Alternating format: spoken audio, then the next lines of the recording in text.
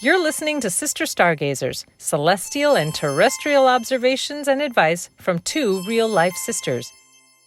Hello, fellow stargazers. The sisters are in the house. Hello, Jude. Hello, Sarah.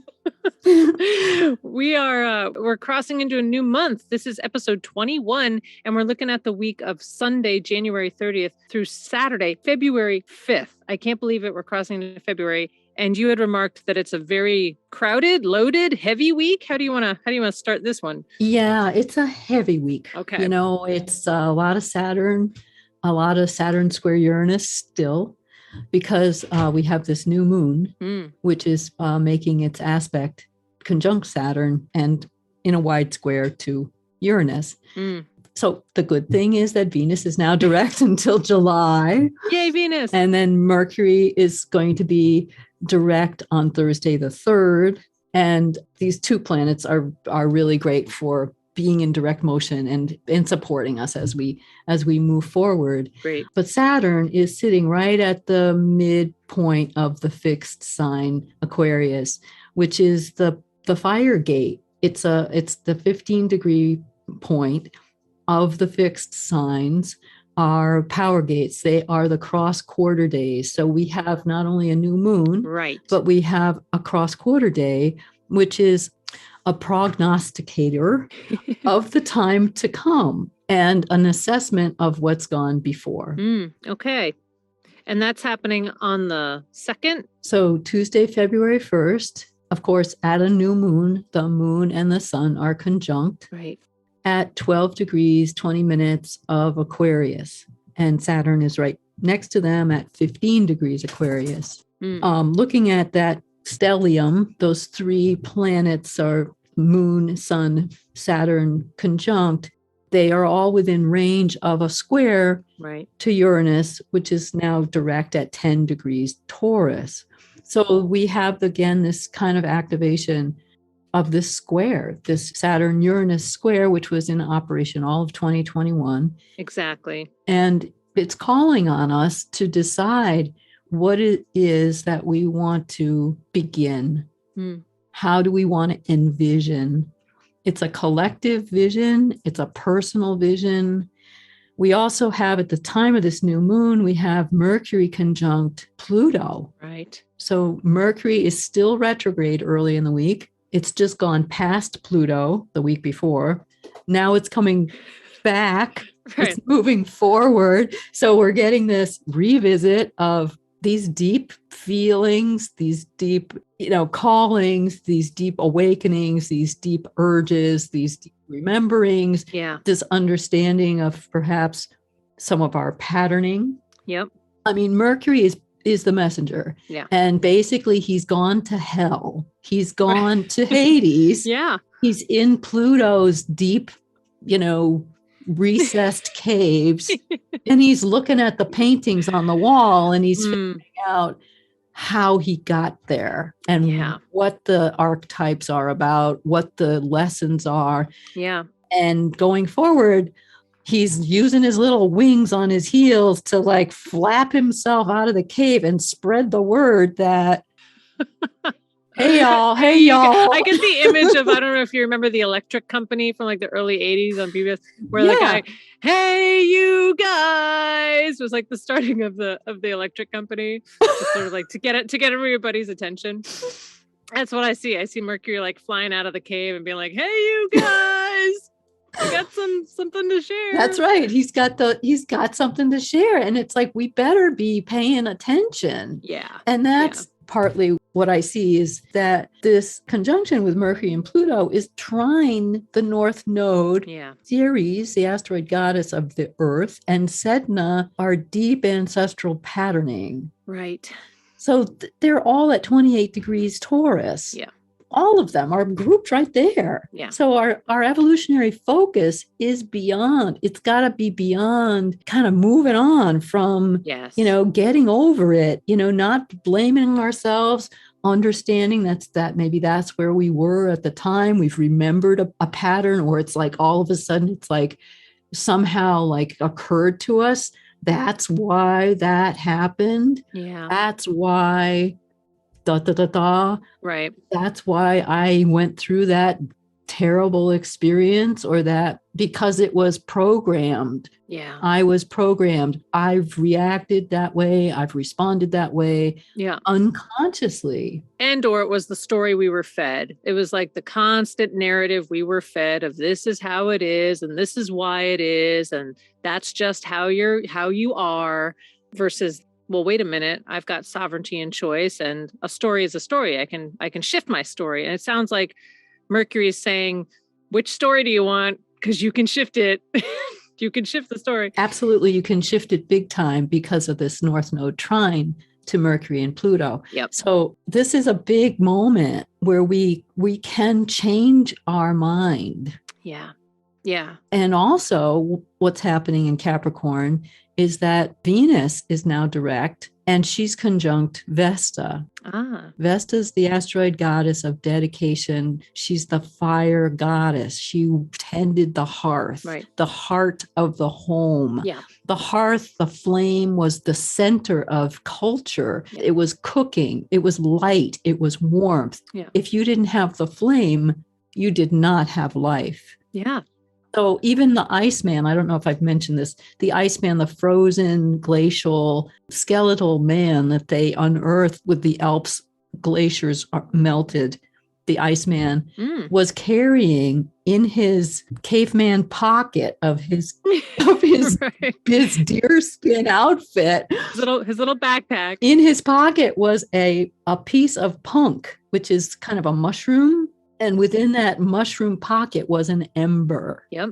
Yep. So he was carrying his light with him. Yeah. And the punk is like, it's not dry. Right. And it's not wet. It's just that correct humidity to keep something alive, like a flame, so that you can carry that with you. It's like so cool technology, like such early cool technology using nature. Yes. And we're in the time of year right now, too, where we're noticing the light coming back, which now ties to the cross-quarter days of Candlemas and the blessing of the candles. I think you were going to say something about that. Yes. This is the Christian holiday of Candlemas. It's also, coincidentally, but not, the cross-quarter day.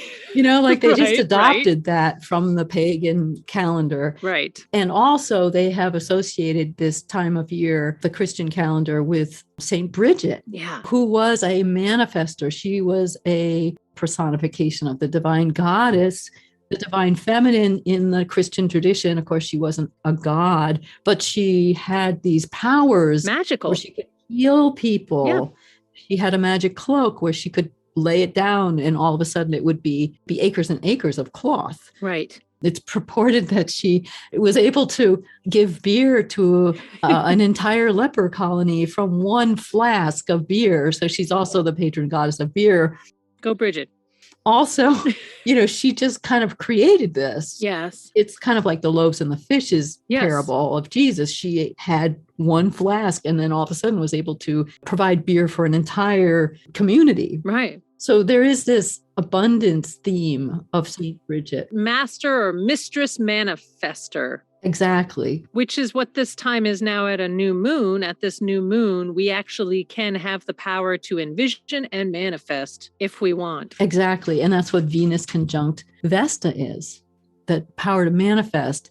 Venus she's like Jupiter. She can create, and it's all about what do you want to dedicate yourself to? Yes. This is just a very powerful time, this whole week really, of looking at those kinds of issues. And I'd love to mention here, can I share a story of something that happened that's in a dream I had? Yeah, absolutely. Just talking about what are we dedicating ourselves to? What are we putting our focus on? And also sort of what are the stories that we've just been sort of living because that's what we're told we should do. I woke last week with a really strong song in my head, and I have no reason to have this song in my head. It's a John Mellencamp song. I know John Mellencamp, but I certainly didn't buy any of his albums. I wasn't like a huge, got to go to a John Mellencamp concert, but it's a song. It's called Check It Out. I just wanted to share some of the lyrics because I woke up with the refrain in my head, and the refrain is, a million young poets screaming out their words to a world full of people just living to be heard, future generations riding on the highways that we built, I hope they have a better understanding. I was like, why is the song in my head? And I woke up and I kept saying, John Mellencamp, John Mellencamp. I got to remember to look up the song. So I wanted to read these lyrics super quick because I think it really does speak to what do we put our focus on? What do we want to shift? Where are our values? So the lyrics start with, going to work on Monday, got yourself a family, all utility bills have to be paid. You can't tell your best buddy that you love him. Where does our time go? Got a brand new house in escrow, sleeping with your back to your loved ones. This is all that we've learned about happiness. Forgot to say hello to my neighbors. Sometimes I question my own behavior, talking about the girls that we've seen on the sly just to tell our souls we're still the young lions. Getting too drunk on Saturdays, playing football with the kids on Sundays, soaring with the eagles all week long. And this is all that we've learned about living. This is all that we've learned about living. And then they refrain for a while, check it out, check it out. And then it finishes with a million young poets screaming out their words. Maybe someday those words will be heard by future generations riding on the highways that we built. Maybe they'll have a better understanding. And then he goes on with check it out, check it out, check it out. And I have to say, it made me pause and say, what is it that we're spending our time doing? Where are we putting our value? What is the kind of life I'd like to have? Where are the dreams I once wanted to pursue? That's all I've got. This is Mercury conjunct Pluto. This is the voice from the subconscious. This is Vesta conjunct Venus of values. Yeah. Dedicating ourselves to what values, Yeah. The only thing I want to say is, he's saying a million young poets screaming out their words. Maybe someday those words will be heard by future generations. I'm not sure, though, when he sang this song, 40 years ago, I think now is the time. Now we are the future generations that better start having a better understanding, in my humble opinion. But also now, this week is the time. This week actually is providing a time for envisioning and asking and manifesting. Yeah, and really laying it out. And as Jupiter has moved into Pisces, these are also big dream times. And Pallas is conjunct Neptune. Yeah. And Jupiter will be moving up to conjunct Neptune in the future, which we'll talk about. But this is a time when having the plan is not as important as having the vision. Yeah. So you've got to have the vision first.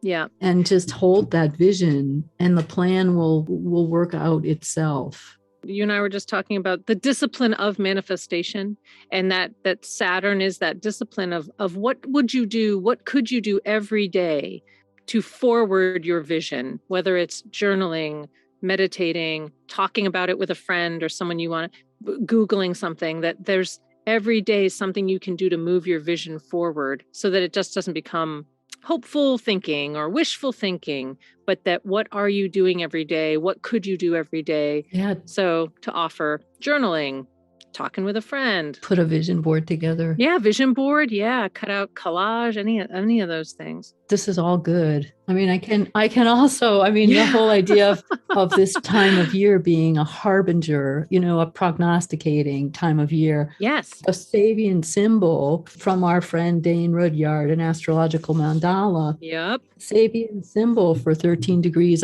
Aquarius is a barometer. Fascinating. And the keynote is the ability to discover basic natural facts that allow us to plan in advance for action. Amazing. Well, and in that way, speaking of barometer, when people do fundraisers, that's more a thermometer, but they have those charts where it's like where they hit certain goalposts of earning money. That's another thing that we could consider doing is like, what are your goals and what are your benchmarks? And that's another way of envisioning, and you don't necessarily need to know the how right now. Exactly. It's just the what would be cool. Exactly. And we have the Groundhog. Oh, the Groundhog Day is the 2nd of yes. February, and the Groundhog is the Grand Prognosticator of of the winter. Yes. And that's a German tradition. That's a folk tradition from Germany that was brought to America by the Pennsylvania Dutch. So in Germany, it was the badger. Aha. And the badger was the dachs, and actually DACHS is the dachshund. Oh, is the dachshund in our, and in English, and it was the baby hound, the little miniature basset hound that was bred for going into badger holes.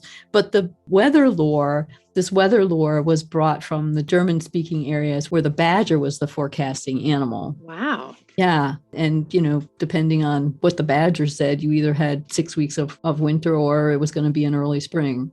Can I just say, because I didn't plan this, but I have my medicine card book here with the animal totems in it. And so as you were saying badger, I thought, well, what does badger say? Here's something badger says. Badger's about being aggressive, and it can be on either side, like, pleasantly aggressive or destructively aggressive.